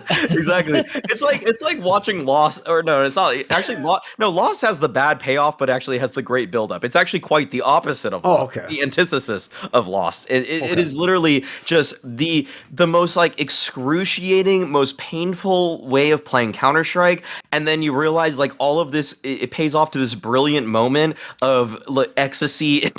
So in terms of how they actually pull off the 15-14 victory. Yes, exactly. Wow, that one unconventional way you decided to play, which didn't work for the last 7 rounds, and why you gave up your 15-7 lead. That is why you actually won the game. And it's like this kind of like number theory game that James is playing, and this like game theory that they're so unconventional with that it finally works. But I actually did think that some of the brilliant points about this team was like the economy, like the way they played out the economy was very unusual, but I also think it was incredibly efficient. I think the way that once they had both Yakinder and Flit was like you have 2 points of entry on every map, and like sure, if those don't work, you're probably not going to really carry out the rest of your plan. In fact, they probably save too early a lot of the times with the personnel on their roster. But then like they had these bailout players like Jamin Kickard, which were so adept at playing from behind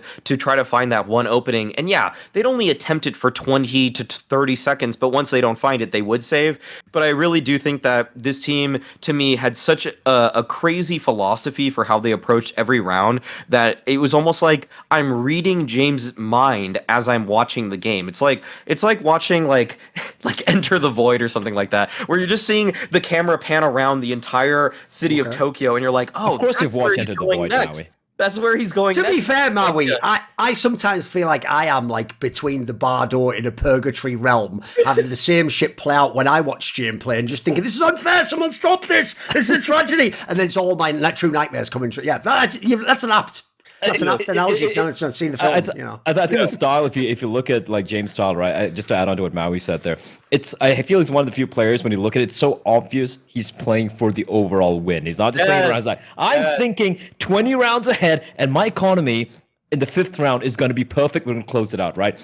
But it also plays perfectly to the meme about, paid by the round, the hardest team to beat, the hardest team to close out against. And I feel like, yes, we lost out that particular, stylistic approach to CS with the death of this team. Hopefully, you know what? Hopefully James sticks around. Maybe he still has a couple of these pieces. Maybe Flip still sticks around. Kick it. The rebuild back, maybe a new Yakinder. As we spoke about, CIS seem to have this infinite supply of incredibly good players. I don't want its style to go away, but I feel as long as James plays Counter-Strike, we're still going to have that. Obviously, some great topics discussed so far. Spoiler, there's some really fire ones coming later, including a very spicy one from my boy Mauisnake. But I'm going to come and give you another bet here. By the way, the World's Prediction Series contest is ongoing right now for the next 26 days for Phase 1, and there'll be more later in the year. 10 million USDT prize pool. First prize is 300,000 USDT. Many, many prizes to be won. Free to enter. You get the DJT to go and play there. You can get more DJT by logging in each day, up to 5,000 DJT, 1,000 per day. And I'm going to give you another bet here. So I'm going to go down and I'm going to say it's another BO1. NIP plays against Big. Now, NIPs look fabulous. The Brawland move looks like the game changer they needed to be a competitive team. They might even win this tournament. I think they're in the mix to do so. But I tell you what, when you meet in the middle of the map pool and you play a team like Big, Big are a sturdy squad. They're actually a decent enough little team. They don't have mad firepower, but I think they can hang in this game. And I like these odds, 2.634. I'm going to say I'm taking Big for the cheeky little opening upset at this point in time. They'll have practice. It's the team they're ready for. And you're playing against a real squad, I think they can go ahead and nick it, even though certainly NIP is the far superior team. NIP is a very good team. Now let's get back to the action. Don't forget to subscribe to this channel, the Insight and Esports CSGO YouTube channel, if you want more Snake and Banter, the upcoming relaunch of Counterpoints, and of course, the new revenge of By the Numbers. Let's go to the ugly point. What was your ugly point, Bleh? It's a very topical one, this. Yeah, this is a very topical one, and it's kind of crazy. I thought about this, and the news just broke. So my thing is the entire ESIC coaching thing, which obviously it's a never-ending fucking saga. It's been going on for forever.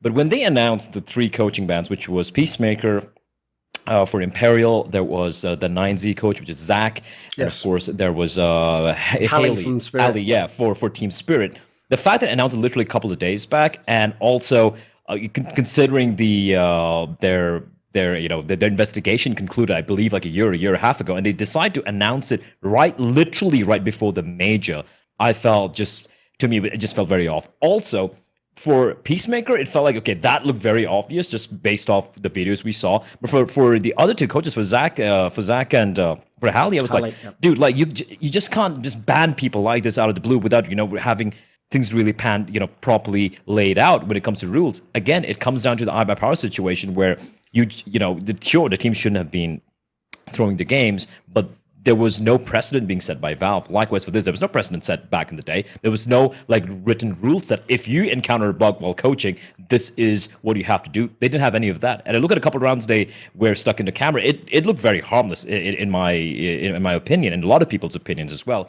And then now, literally after the major, after these 3 players couldn't play the fucking major, affecting how the teams performed, we spoke about Hallie and how that could have potentially affected Spirit. We spoke about 9Z as well, how they choked and they couldn't close it out and qualify for the next stage because their coach wasn't there. Imperial, fine, they had an incredible run, but I'm sure Peacemaker not being there would have definitely negatively impacted them. And now ESIC says, oh yeah, ESIC hasn't said it yet. Peacemaker came up with a tweet longer saying he has been cleared of everything, but I'm like, so ESIC just banned him, and they said, oh, our bad, you're totally fine. You didn't comment any of these things to the team, so he missed out on a major.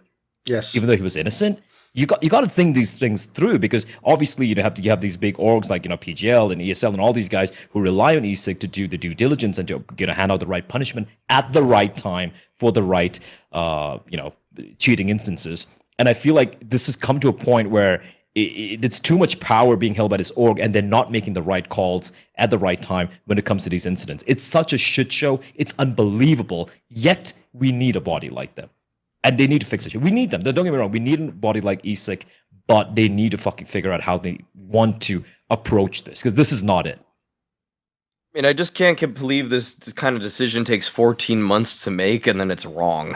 Like, that's so 2 days before a fucking major as well, mind you. Like, yeah. I mean, I think that the whole governing by whatever this body is at this point, I It's tough because like I don't think anybody really actually like the solution to this is creating another formal body that will take up the responsibilities of ESIC, but there needs to be somebody else that will step up to provide that sort of competition that is even deemed valuable. So like I don't know who that would be. I don't know if anybody will become that body. I've put forward some names in the past, and I think there are some community members that would be very adept at doing it, but with ESIC's lack of funding, the lack of timeliness, the fact that they can even renege on their decisions, all of that leads to what is, practically speaking, useless and sometimes detrimental to the scene. I just want to add on one more thing as well. Looking at at least the preliminary tweets from Peacemaker, where it's like they said, even though he had control of the camera flying around the map, they have proof that he didn't convey any of this information to his teammates. So the fact that Peacemaker, like he got his ban got reneged because of the fact that he didn't convey the information to his teammates. Now you talk about some of the older coaches who got banned, like players like coaches like Roban and all these guys. My memory might be failing me here, but I'm quite sure a couple of them just got banned because they encountered the bug, not because they told it to their teammates or they conveyed any information whatsoever. So now what about them? Some of them even served their entire sentences. So what about that? Like, you can't be so like back and forth and just keep changing or moving the goalpost every single fucking time. Yeah, I'm on a similar position as you on that one, because first of all, I start in that regard, which is I don't care what you've done as your punishment and how you've handled the investigation now. It has to be connected linearly to all the other investigations you did. Yes, there might be different bugs, but even that I'm having a really hard time understanding. Who the fuck is determining right and wrong here? As in, why is the other bug where it could be triggered and you were boosted in a spot and you could look around? Why is that inherently worse than a bug where you can just see free cam, but you didn't get any info if neither times did you communicate the info? You know what I mean? Isn't that just two bugs that no one reported? Essentially, not reporting is the crime, not the bug. Because there's not something he gained from it. We're not punishing people for what they gained from the bug. We're not saying, right, I heard you that you saw someone there, you won 3 rounds off it, 3 rounds cheated. There's no metrics like this. Essentially, there's no rhyme or reason. We're just deciding things like, I've heard people say the same thing, but this bug wasn't as valid. What are you banning them for? Did you ban them for cheating? Did you ban them because they affected the result? Or did you ban them, like you're saying with Robert, etc.? That's just because you didn't report. I've even heard it was the same thing with the Zonic one that obviously the community has now heard the rumour of. I've heard what happened with him was he had it a couple of times, and because he'd reported it previously, when he had it another time, he didn't really use it for like cheating purposes, but because he just didn't report that time, it would meant that like they would probably give him a similar thing, like slap on the wrist, like 30 days or something. You've served your time. We'll do it after the majors. There's no problem, right? I don't know what we're doing there, because again, like I say, was the intention to cheat? Well, did you cheat? These are the things you think you're punishing for, because you say it's a cheating ban. It's not. We're punishing people for things like you didn't follow perfect protocol, which is report any bug that happens, pause the game. Now, true, I will say, in theory, those coaches do know that, and actually what's got a lot of them in trouble is the Zonic factor, that some of them in the past did report, some have even contacted Valve, and then later they've just decided once or twice, for whatever reason, not to do it. I mean, in Roban's case, it was the weirdest one ever, because I believe his was one where he claims he just got up from the PC and walked and just stood watching players, and when they checked it out, that they really did do that. They essentially did punish him, like you say. Their logic was, yes, but that's not what you do. You report it, and so you on some level benefit. You didn't really, but you didn't do the right thing, right? My problem is this: where's the precedent? If that's the precedent, then everyone who ever used the bog and didn't report has to miss a major. They have to get a ban. Again, why would it matter that it's not as valuable a bog? Like, what are you talking about? Is the intent to cheat? Did you try to cheat? Because then I go the same way with the other guys that got banned. Does that mean the Zach guy, who as far as I can tell, like he saw like a little bit of info, no one's B-site basically at the end of a round. Did he com that? Is that implied? Because if he isn't, by the way, if it turns out he didn't com it, then why is he getting punished? You know what I mean? Because he saw something, he didn't convey it and didn't use it to win the round. If it turns out he didn't com, same thing with him. Why did he miss a major? For essentially arbitrarily. It's almost like, this is the weird thing, it was implied by the way this happened, because remember they said there's like loads of, there's like 150 total, I think it was like 50 in this, I can't remember the exact numbers, but there's a massive batch, right? But they said they were banning these 3 because the logic went they were going to compete in the majors. So the premise is, let's not let them compete when they will be banned, let's make sure they get the ban now, and then the logic was whoever isn't banned, spoiler, that should mean everyone else at the majors legit for now and clear, and if someone else is banned, it's in a capacity where it wouldn't be for a major, right? That is inferred within it, which means then, Bleh, what you just said cannot happen. It cannot be that after that major, you've already served your punishment, they go, my bad, dude, turns out you're innocent all along. I can't actually give you any of your major back. I can't give you your career back like what it would have been if you'd played that major. By the way, for someone like Spirit, that could have been one of the biggest fucking changing factors of all time. They might have been in the final if they had their coach, like I said. Like, these are no joke. Even the Imperial one, I don't know that they would have gone much further, but hey, it might have chopped out in certain matches. They could have had a pause in an overtime game or a big loss when you lose and you can do something. So yeah, that's my problem with that. Is like,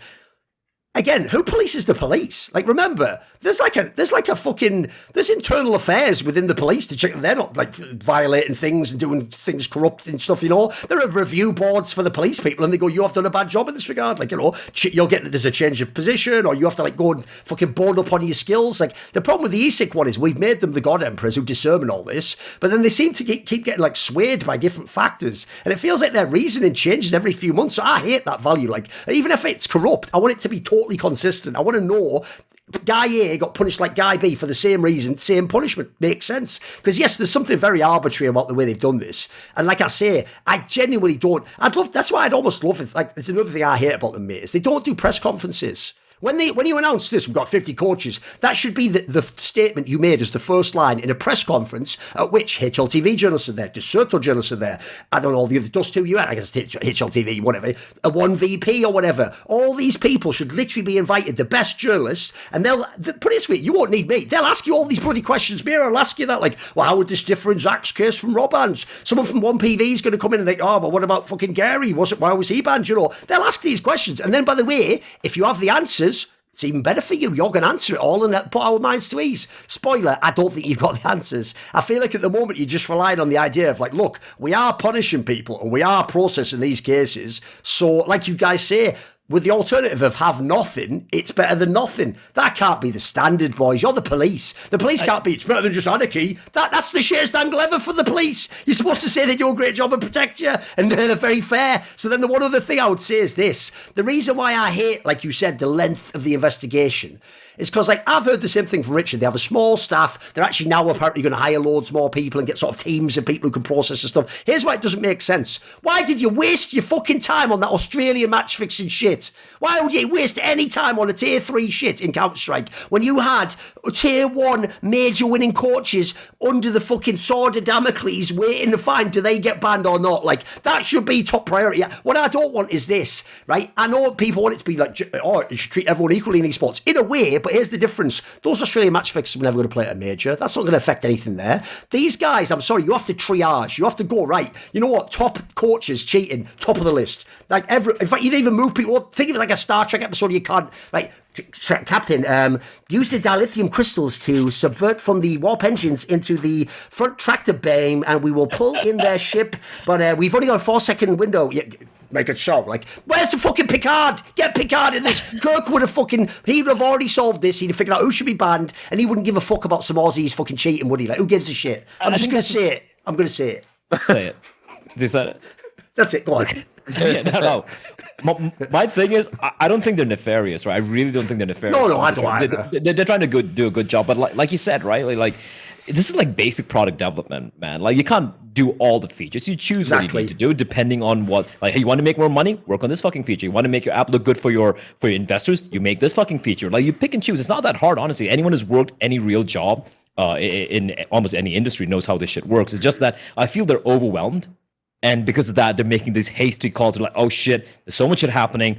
Boom, we're going to ban a guy. And like you said, it's so arbitrary. It's starting to hurt their entire existence right now. Hopefully, yeah, maybe they get more people and they figure shit out. But I think it was Chad who mentioned HLTV confirmed. Well, I did like a good point he made there. We need one of us there. We need one of us, one of the CS guys, a Counter-Strike expert, so to speak, over there, who knows the gravity of some of the offenses being made, and who knows where, okay, this is, you don't like ban a guy for a fucking year because of some small little bug over here. You ban a guy for a year for doing a match fixing thing right now over here. For this guy, a little bit of a slap on the wrist, maybe a couple of weeks ban, a month ban. At least now you know, okay, you can't fucking abuse this bug. And then if you find someone else abusing a fucking bug down the line, sure, give him a fucking major ban. I mean, it sounds like common sense, but I feel like they are overwhelmed. There are too many things happening. And let's be fucking real. There's so much fucking shithousery happening in CSGO that it can be overwhelming. Okay, come on, the Maui. What is your... Let me think. Yes, what is your ugly. ugly point? What is your ugly point? My ugly point is This is a that controversial one, so hit me with it. Come on, hit me with it. my ugly point is that Cloud9 should get rid of nafany. My God, he said it. He fucking said it out loud. He actually said Cloud9 out need to get rid of loud. nafany. This isn't working. Okay, this team, okay. This Hit me team with side it. Hit me. This T side is awful. This T side is one of the worst since I've seen Hampus calling T sides on NIP last year. Okay. I don't like anything that's going on here. Worst flash assists at nearly every single tournament that they have played for a year and a half straight, by the way. Like, this is still in the online era. They had the worst flash assists ever. And I think that this team is just full of basically 40 ping jiggle peak mechanic abusers. Like, it is literally like they're not even doing anything tactically sound. Tell me, watch a demo of Cloud9 in 2020 when they were winning a tournament, and tell me there's any strategy in what they're doing. You literally can't do it. Like, everybody that tried was like, oh yeah, they got good tactics. Like, point to one fucking tactic that looks really strong about Axile jiggle peeking into 7 consecutive angles with perfect mechanics and getting a headshot on an opper. There's nothing special about that. It works when you have 40 ping. It doesn't work when you have 0 ping, because the opper shoots you and in the arm, and the thing is, when he's at LAN, he realizes this, which is why he plays like a pussy. He can't do it at LAN because it doesn't work at LAN. So I think that Cloud9 will never work in terms of the way that they play the game right now moving forward. And I think that the easiest solution, what I tweeted out, is just I know there's some conflicts in Na'Vi. I know there's some the Cloud9 isn't working too well. Just switch Boomich and switch nafany. Just switch them one for one. What team would you rather have abuse mechanics over Na'Vi, and which team would you rather see have some kind of weird, like, multi-layered style that Boomich tries to call based off of what Blade gives him, but he probably fucks it up in some way or another, other than Cloud9? Like, I want to see these IGL switch right now, because I don't think either of them are playing to their maximum potential, and I would rather see just nafany go anywhere else, because right now, I think Cloud9 just choke at LAN to a massive degree, because jiggle peeking against Rain doesn't work when you're at LAN. Okay, here's my thing. Why would Na'Vi pick up nafany based on your particular argument over there? Because Electronic actually can do it. Simple could actually do it, because they actually have the LAN proven resume that they can trust their mechanics when they have to, like, do it in the biggest of moments. Okay, here's my counter, right? Fair enough. They haven't won any big thing. The only LAN event they've won is the V4 Future Sports Festival, small little thing. Let's look at the results, right? I am Cologne, 5th, 6th. Yeah, again, not that great. Top 4, Stockholm. Right. Let's go with this. Blast Premier World Final. Again, that was if I'm not mistaken, that was a studio event. There wasn't a crowd over there, but still 2nd place right now. Katowice, top 5, top 6, with all the shit that was happening. We saw even Na'Vi kind of struggle a little bit over there. At the RMR, they look very solid. They failed at a major. I won't lie, won't deny there. But they have shown results. It's not like they've been complete fucking shit. There is something working there where they're able to take down a lot of teams, even the best teams in the world on a good day. But they just failed when it comes to the final hurdle against the top 3, top 4 team. So, according to what he's saying, they should even be a top 3, top 4 team. But I feel they are. They are a top 5 team, at the very least. If they want to be a top 1, sure, they might make a change. But I would disagree that they are, they're completely shit when it comes to LAN. I sort of know, again, what both people are saying here. So here's the thing. I sort of agree with both in this regard.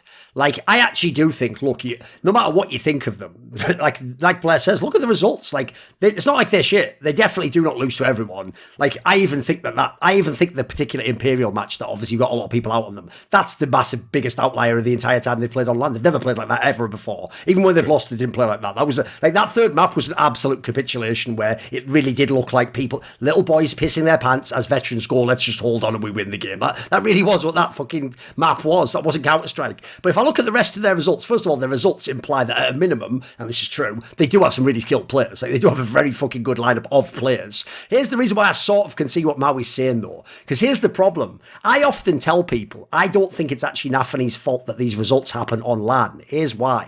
Because genuinely, this actually fits with what Maui's saying, it's just phrased differently. It looks like he's calling the same things. It doesn't look like he gets, like pressured and they just not call it. It does look like when they were playing even at Stockholm, I was like, dude, he's calling the same fucking shit he would have called on an overpass game on Teesside on land. Like, this is what they would do. Now, it's true, they don't get the kills and they don't win the round. So here's the problem. This is always the dilemma with how we judge IGLs from outside. So because he has super skilled players, let's say we take Maui's premise at its face value. On 40 ping, jiggling those corners, they're just the best at that. That's where their mechanics are. They're perfect. They've done that the whole careers, if you're online as the whole careers, obviously. And but on land, they don't know what every NA player finds out when he goes to his land. You can't do that against the AWPer, or when it's on land, he never misses the first shot when you run out and you wide peek him. It does online, he misses once and you bang his head off with a couple of bursts. That doesn't happen on land. That is like simple, they just kill you instantly, it's over. That doesn't work. But here's the thing.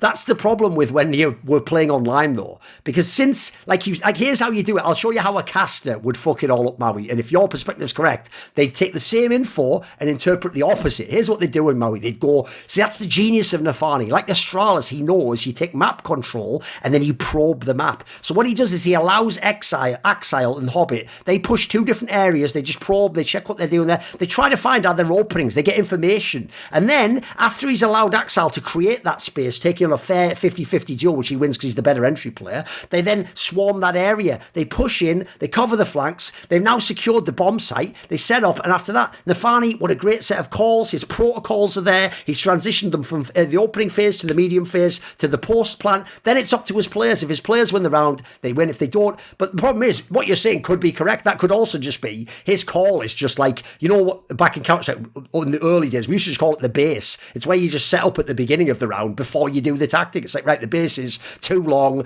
couple catwalk on dust 2, and one's going to hold the lower B tunnels, right? And then what you do is, that's not the tactics. That's like, let's see from that what we want to do. You could argue if his players are that good, they then just killed every person on every fight they took, and it was like, oh, I guess we're going into that site then.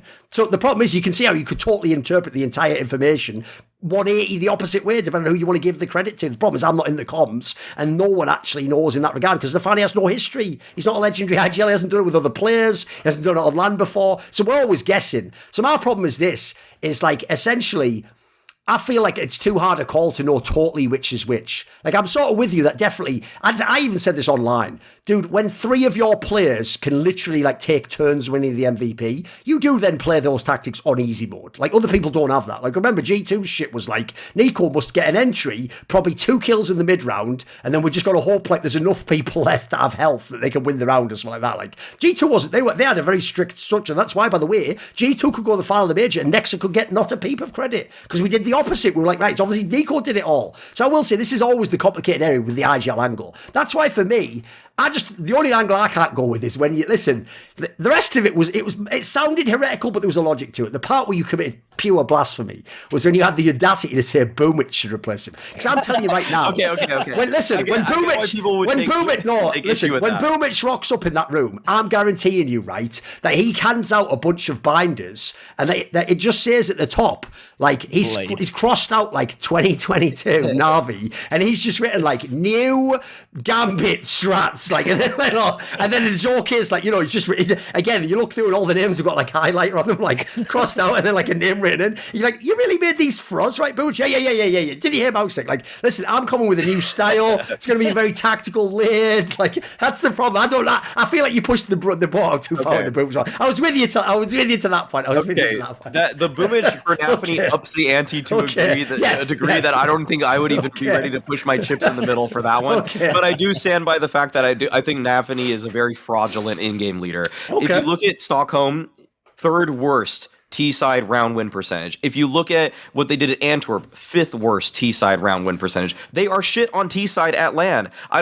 Yes, they get deep in some of these tournaments, especially Stockholm, where they came top 4, but they had the 3rd worst T-side of any team in the top 16. Like, that's an indictment on what he's doing as a leader. He's not doing anything as a leader if they're that bad. There's only a couple teams that are worse than him, and these teams are just bombing out. Shall I give you one factor? I'll give you one factor that actually I think also might explain some of this, just shade into it. And it goes like this. Even one line, Gambit were known as the God CT side team. They had all the rotations. Yeah. Like, well, here's the problem. everyone got an improved CT side because they fucking buffed the M4A1S. Like, that actually means your edge isn't there anymore. Remember, what was amazing about them was they could win any CT half. They could lose the first half as Ts. They get like fucking 4 or 5 rounds, and you knew they'd get 12 rounds on CT. You just knew they would. That everyone now on CT is better. So actually, if your T sides are shit, they're going to get worse because everyone's got a powered gun, and the gap between you and them on CT sides less. So even that doesn't help it. That's not a great factor. I'm looking at the stat here. Like, nafany actually has the most entry attempts on a T side for Gambit on LAN. He is the guy going in first. Like, he doesn't have the best success, right? So he is trying something. He's trying to pull off a karrigan, just throwing himself in there, ensuring it opens up a site, maybe at least gets traded. So, and I have to agree with Maui as well. Like, the numbers don't lie, that the trading is kind of piss poor. So it's not like he's not trying. He is the guy going in and making it almost click. But yeah, maybe if he's trying, if it's failing that badly. That's like seeing like ZQK in a lineup with a Brazilian team that he shouldn't be part of. He's trying. Like, I don't care. He's bad. Maybe his teammates are just bad. Maybe they just don't have the balls to trade for him. Maybe, there we go. Listen, I will also say that's the other part I have to think about is because they're all so young. If you notice at these majors, they've almost bloody taken turns who's good. Hobbit was good at the last one. Axel and Shiro dropped off. Shiro and Axel were doing pretty well at this one. Hobbit was doing fuck all. It's like, that's the other problem. His stars definitely haven't all showed up to play at the major. So I would just say again, I think that these are all valid points, and I'm actually interested to see in the next few months where this topic plays out. Actually, there's one good point as well. That capitulation they had against what did it lose to? Imperial, right? Yeah. That was the same fucking literally 24, 48 hours back. The entire news broke up about a Hobbit incident, about him potentially match fixing and all of that. That has to fucking play a factor. When you have your more experienced player in a team with that cloud over him, no pun intended, definitely going to be potentially affecting you. So I'm going to wait for them. I'm going to wait for them to play another big event. Yeah. And I think that's going to be a good gauge where they are, because they would have had time to settle down a little bit. It's a new org and all of that. And then let's see if maybe a change could be on the horizon, perhaps. Yeah, I'm in the same spot. Basically, I'll give them 2 months, Maui. If they don't do something then, fundamentally something has to change in the team. Thing is, though, don't worry about that thing with Hobbit. Like, ESIC told me in the next 2 years they will resolve the investigation. So I saw that coming. Whatever. He's about to retire. Hobbit's playing his final major. Exactly. He's done it. Like, you're banned. It's like, cool, I'm out. Just like a technical timeout. Like, get him out, throw him out the game. You're fucking banned. We're still in the middle of a major. Right, the last point, it's my ugly point, but I think I've nailed it here. Right, I'm obviously inspired specifically by IM Dallas, but it's not that. It's actually the more bigger principle, which goes like this. In general, I'm not a fan of the very close after post-major LAN. Right, this one is just over a week after the major ended, if you were a team like FaZe in the final of the major. In past majors, if people don't know, famously when Luminosity won fucking MLG Columbus, it was like about 5 days later they got knocked out of DreamHack Malmo. Obviously, we've had those tournaments where Astralis went straight to like ESL New York, didn't win the tournament. Like, the reason I don't like the post-major LAN is, one, how cynical are you that right after we've all just expelled the spirit bomb of all our attention on Counter-Strike, everything for the best games, everything for the glory of the moment, we don't even get a breather. The winners don't get a breather, the scene doesn't get a breather. Of all the times to have a breather, that would be a great time to have 2 weeks off, as a sort of like everyone decompress, go back home, then you build back up for the next LAN. To have LAN like a week after or a few days after, you're just begging for, one, what happened here, Na'Vi just pulls out last minute. Fucking hell, that's one of the best teams in the world. The event isn't as good as soon as they pull out. Secondly, people send stand-ins, so even the teams you want to see, like, hey, Ents could have won this event, not anymore. They've just lost their best player, and who is it's playing? Like fucking Snacks is replacing him. Like, listen, he's got an S and an X in his name. That's about all he's got in common with Spinks at this point in time. It's like, fuck it, Andy's worth about 10k or whatever he gets paid. The joke there, whatever.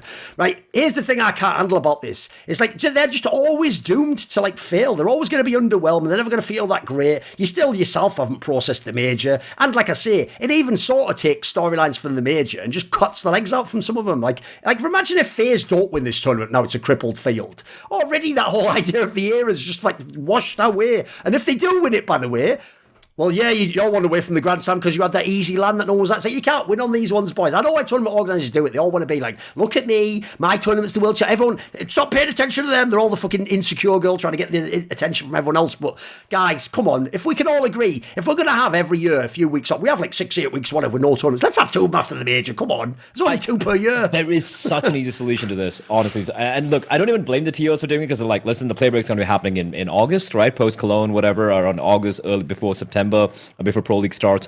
Here's a fucking easy fucking solution. I don't blame the TOs. They're going to try and find a little bit of an opening in the calendar. They're going to fit in their events. Have the player break immediately after the fucking major. June is summer vacation, right? June is perfect. Go out to wherever the fuck you want to go to. Have your player break. Come back. You're going to have Cologne to kick things off after the player break, or maybe a couple of events right before that, right? You can maybe delay Cologne a little bit. I mean, it is after all a mainstay of CSGO now at this point. And then you have your second player break immediately after the next major, which will be when? In November. Yes. Solved. Right there. Sorted. I mean, I think the thing is that this is more down to the CSPPA just putting a player break at a more opportune time than it is right now. For Dallas, I think by the time this comes out, I'm obviously have some bias because I'm working the event. But I think that it's really obvious that like with a ESL and Blast, they want to monopolize the calendar as much as humanly possible. So they're going to try to take whatever airspace they get, But I think that with these kind of events, it's almost just like it just kind of creates these false storylines, which is the biggest problem for me as like a Counter-Strike enjoyer, because you could easily see, well, you would hope that FaZe just wins this, but you could also easily see some like NIP type team winning this event. Yes. Like it could just totally happen. And I think Heroic's an obvious one I'm thinking of. They give you the false hope by winning this bullshit event. That's what I feel like's on the cards. Yeah, never do anything elsewhere. Exactly. So it kind of like, in a way, I kind of like the fact that. I mean, I don't like the fact that like a top team doesn't win an event that they otherwise should when it is a top tier LAN, but I also think that giving a team that is like kind of like a second rate LAN team, like a Heroic, like what should have been an ENCE or maybe even a Cloud9 or whatever, a chance to win a tournament would be nice. It's just that it just feels so hollow given the fact that that the winners or the top two finishers from the previous big major LAN are not going to be coming in with the same preparation that they did with the prior event. Yeah, and also it's also kind of unfortunate timing as well, right? Like if you're talking about an IEM happening in, let's say, somewhere in Europe, for example, I feel we could have had all the top teams. It just has to be an NA, which true, it's on another continent. Yeah, there we go, another continent altogether, which historically has always had problems with visas. Yes, and then you factor in the world issue right now, and some of the best teams in CS right now being from the CIS region. Yes. It's just a recipe for disaster, right? And obviously, I can't blame them for planning this out. They did plan this out early in advance. I do believe this coincides with the DreamHack event happening over there. This is shit that's been planned for a year prior. They couldn't foresee there was going to be all these things taking place. It is unfortunate timing, but as I said earlier, if the CSPPA can, just get the shit together and be like, guys, let's have an earlier summer vacation starting 2020, 2023. Let's have it post the major, because we already have the fucking major dates early on now. We have it like for the next couple of years, right? Figured it out. Like June, you have the player break, boom, all the TOs know about it, and you can just move it around. You're not losing out on days, you're just moving the events down a little bit. I think it's a very simple solution, and I agree with both of you there. Like, it really takes away the luster of what could be a cool event. I am Dallas. If it happened like a month later, and without all the world situation and whatnot, we could have had the best teams right there. We could be like, all right, let's see if fucking FaZe still have it. Can they go for the Grand Slam right now? Let's see if Na'Vi, they look rejuvenated after losing in the major, for example. So many cool storylines missed out because of just a lot of things, going wrong, basically.